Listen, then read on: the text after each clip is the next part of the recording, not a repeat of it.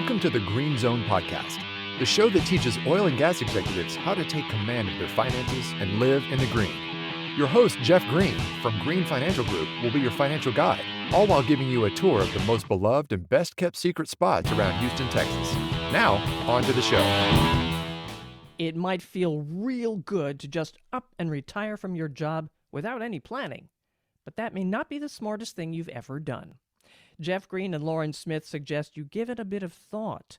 They even have a pre-retirement checklist of things to consider. I've had somebody call me once, like, I guess kind of upset with their job, say, "Hey, I'm out of here next week, Jeff. What do we do?" I'm like, "Well, we should have started this a while back, but I don't recommend doing it that way. That's a very, everybody's under the gun. That's not a great way to do it. There's a lot of financial preparation that comes into retiring, but there's also a lot of mental preparation that comes into it as well. So if you need to go on the fly like that, don't let that stop you. We can help you. We can plan, do all that. But when retirement is on the horizon, definitely there are some things you can start doing 4 or 5, years out.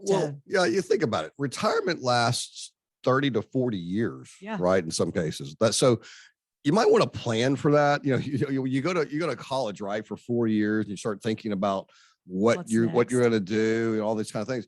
So, think of retirement like that. Like, you need to plan to think about what you're going to do during retirement. Every day becomes Saturday, right? Exactly. So what are you going to do? And how you can prepare for it, things. So Lauren has made a phenomenal pre-retirement checklist. And by the way, we're going to talk about the 4 to 5 year out range, but what different ranges have you made? But we can talk about a little bit of all of them: 4 to 5, 2 to 3, and then, about the year before retirement, what you need to be doing.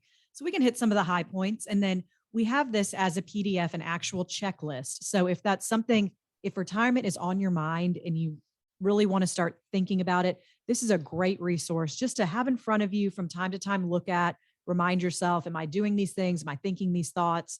And so that's something we're more than happy to send your way. Just let us know. We can. Is there a link they can hit on this podcast? Well, if you go to our website under the podcast tab, there's a link to every website, and we'll have a link to the PDF in that area. Just look up this podcast and you'll find it. www.greenfinancialgrp.com.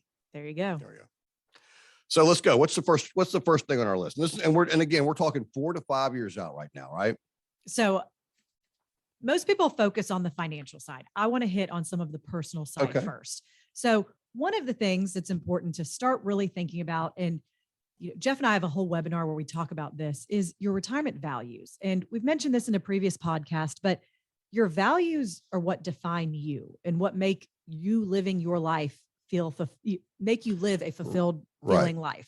So what are the things you'll back up for just a second, because I think you hit on a great point, because and again, you define yourself. A lot of people define themselves by their work, right? And it's something you do for 30 to 35 years, maybe longer, before you retire. So you identify as that person in that job. When you retire, right? Who are you? Who are you? You need to redefine yourself. You need to, you really do. You need to think about who you want to be now that you are not going to be identified as the person in that position. Exactly.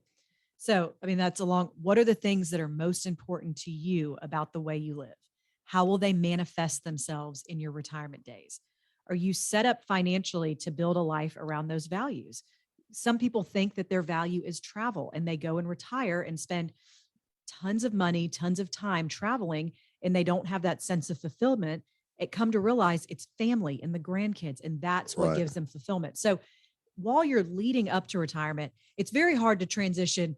Okay, I'm retired. What are my values? It takes a lot of thought, a lot of looking inside yourself. So while you've got time and some years before retirement, just start thinking about that. Pay attention to your day-to-day life. What gives you joy? What makes you happy? And that can help you form your values. Another thing is to think about what you want your retirement to look like. Do you want to travel? Do you want to do charity work? How do you want to spend your days? You don't have to decide that now, 4 to 5 years out, but just start getting an idea. Maybe the way you want to spend your days is not in line with the area you live in. You want to golf every day on a beautiful golf course. You live in the middle of Manhattan, maybe not the right spot. So just start thinking about how you want to spend your days. And then another important personal one, 4 to 5 years out, is to start talking about you've spent your working years. Talking about your spouse? I mean, I'm sorry. We already talked about our spouse. I'm sorry. Start talking to your spouse Oh, about, so when we retire, communication, that's when all you start that talking stuff. to them again. Yeah, Okay, you start all right, talking to them again. But start talking to them about what your vision of a retirement is. It could be completely different from their vision. Back to travel. If your vision is, I want to spend every day a 365-day cruise, and their vision is, I want us to start building the garden in the backyard that we always dreamed of, you're going to have a little bit of things that are not aligned. Right. So while you've got time before retirement, start talking it through and start seeing if you can get on the same page. And there will probably be compromises along the way, but as long as you're talking and both sides see what the other wants, you're not going to retire and surprise we're on different pages. Right. I think that one's really important. Yeah. I mean, we joke about it a little bit, but that is really very important, because oftentimes, I mean, you think about sometimes when people get married, right? They haven't communicated enough to determine how many kids do you want, right? I mean, that was the thing. I mean, you may want 3 kids and the other person wants 1, but if you don't talk about that, How do you even know? Or like if you are like, say you grew up here in Houston, right? And you got one that wants to, like, it just assumes we're going to live in Houston for the rest of our lives. And the other one may just assume, hey, you know what? If I get a job in New York, then I'm out of here. Right. I'm out. So I think it's important. And I don't think we communicate enough with our spouses about these bigger kind of issues sometimes. I totally agree. So that kind of, it hits a little bit on the personal side. So just things to start thinking about in your mind. You don't have to rush. You've got 4 to 5 years out. Just start planting the seed and revisit those thoughts from time to time. The other thing is the financial/logistics side of retirement planning. So there's some important things you need to be doing at that point also. Well, first of all, you need to pick your date. Yeah. And it sounds simple, right? 4 to 5 years out, you don't have to pick the exact date, but at some point you have to pick an exact date. And that date literally can mean the difference of thousands of dollars. And we teach this to our clients, when we're looking at their specific benefits plans, the date literally, it could be like April 30th versus May 1. And you're talking specifically with company retirement plans and pension plans. Correct. Pensions are a lot of times factored into formulas that look at interest rates, and there's cutoffs to get this quarter's interest rate. It's this date, that quarter's it's another. So, what Jeff is saying, the date, the actual number that you say I'm done and retired, it matters. Can mean something. Can mean thousands of dollars. So it matters. So make sure you're researching that. And the other thing is, if you don't want to research it, and I think everyone needs to do this in retirement anyway, you need a financial advisor. You need a financial coach. I know a lot of guys that have gone out there and done it alone. And this is it really correlates to how the stock market's doing, to be honest with you. When the stock market is doing great, a lot of people go, you know what, Jeff, I think I'm going to do this on my own. I was like, okay, I wouldn't advise that, but if you go, and I'm always here, you call me back, when you figure out you don't want to do that anymore, that's fine. If you don't, wish you the best of luck, good luck. But when the market's down, that's when everybody goes, oh, what do I do? Yeah, what do I do? So we are never as smart as people think we are in a bull market, and we're never as dumb as people think we are in a bear market. So, but it takes resilience, it takes patience, and I don't recommend managing your own money, and because you're too emotionally connected to your own money. But it's not even about just the managing of the assets. That's one component to what an advisor can do to you, do for you. The other thing is the planning. So the tax management, the estate management. Is leaving money behind to your kids important? Okay, if it is, then let's plan for that and make sure we're leaving it in the appropriate vehicles. Is it not? Do you want to spend every single cent and not run out of money and spend your last dollar on the day you unfortunately What do you mean when your will matures? Yeah. So, right. So a financial advisor, all the planning that goes into it, understanding, a lot of people don't understand benefits plans. And, it took me a long time to figure them out too. They're complicated. They're really they're all a little bit, they're all the same, but yet they're all a little bit, they have their nuances, and you need to understand the nuances, because it's those nuances that mean the difference between thousands of dollars to you usually. So I again, highly recommend. So Lauren, let's just say you're out there and you're getting ready to retire, and you haven't used a financial advisor during your working years, but now you know you need one. How do you find a good financial advisor?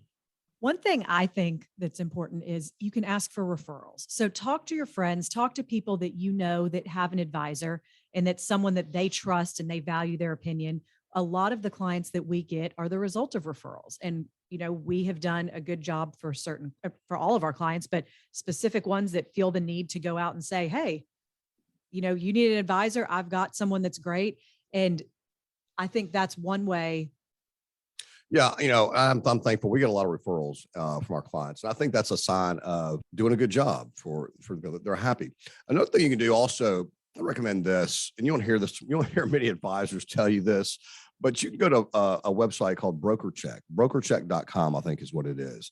And because we're all licensed, and most of us are licensed anyway.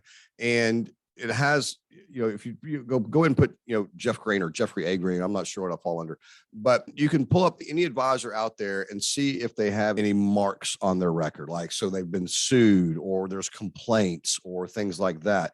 Now, in this industry, if you have one or two of those, sometimes they don't mean a lot. A lot of people can complain for just because the market went down, and then if they do that, sometimes it can go against you, sometimes not. Most of the time it doesn't, the market going down, but people get upset for whatever reason. Now, me personally, I have 0 marks against me. Look at you go. Been in this business almost 25 years.